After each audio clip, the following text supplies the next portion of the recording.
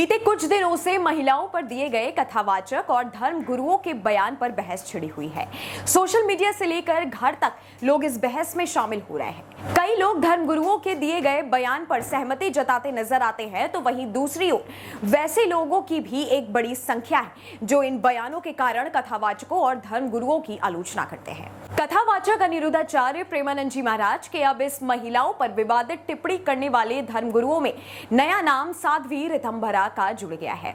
साध्वी ऋतंभरा ने लड़कियों को लेकर की अपनी विवादित टिप्पणी में कहा है कि इन दिनों हिंदू लड़कियां बिना कपड़े पहने ही पैसे कमा रही हैं, गंदे ठुमके लगाकर पैसे कमाए जा रहे हैं। एक मीडिया हाउस से बातचीत करते हुए साध्वी कहती हैं कि महिलाओं पर ही केवल टिप्पणी की जा रही है। इस सवाल पर साध्वी ऋतंभरा ने कहा कि ऐसा नहीं है, हम लोग महिलाओं से आशा रख रहे हैं। अनुशासित होना शासित होना नहीं होता। मेरी पीड़ा पर्वत जैसी हो जाती है तो मैं अपनों के बीच अपनी पीड़ा को बताती हूँ। ये तो बहुत पुरानी बात है जो अब वायरल हो गई है। कोई भी देश अपनी भूमि से महान नहीं होता है, देश वहां रहने वाले नागरिकों की भूमिका से महान होता है। साध्वी ने आगे कहा कि अगर मेरी बातों से मातृशक्ति साध्वी ने आगे कहा कि अगर मेरी बातों से मातृशक्ति को बुरा लगा हो तो मैं क्षमा मांगती हूँ, लेकिन हम भारतीयों की ऐसी भूमिका नहीं रही है। मैं अपनी भावनाएं व्यक्त करने के लिए स्वतंत्र हूँ।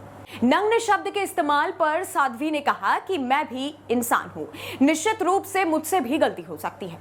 अगर मैं निरावरण कहती, निवस्त्रता कहती तो ज्यादा अच्छा होता।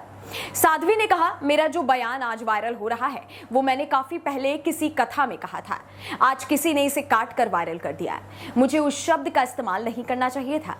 मैं मातृशक्तियों से क्षमा मांगती हूँ। यही नहीं, आपको बता दें कि सोशल मीडिया पर वृंदावन के प्रसिद्ध संत प्रेमानंद महाराज को भी जान से मारने की धमकी दी गई जब उनका एक वीडियो सोशल मीडिया पर वायरल हुआ। मध्य प्रदेश के सतना जिले के एक युवक ने प्रेमानंद महाराज को जान से मारने की धमकी दी थी। इस युवक का नाम शत्रुघ्न सिंह बताया गया।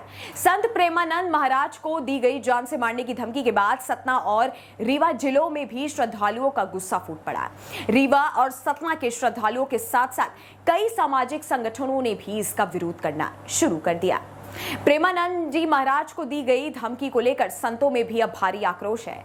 श्री कृष्ण जन्मभूमि संघर्ष ने न्यास के अध्यक्ष दिनेश फलाहरी बाबा ने भी कहा है कि कोई भी व्यक्ति प्रेमानंद बाबा की तरफ आंख उठाकर देखेगा तो हम बर्दाश्त नहीं करेंगे। हम किसी भी अपराधी की गोली को अपनी छाती पर खाने को तैयार है। फलाहारी बाबा ने यह भी कहा कि यहाँ पर तो अत्याचार करने पर कंस जैसे राजा का भी वध हो गया था। ये ब्रिजभूमि, कोई भी अपराधी उनको छू नहीं सकता।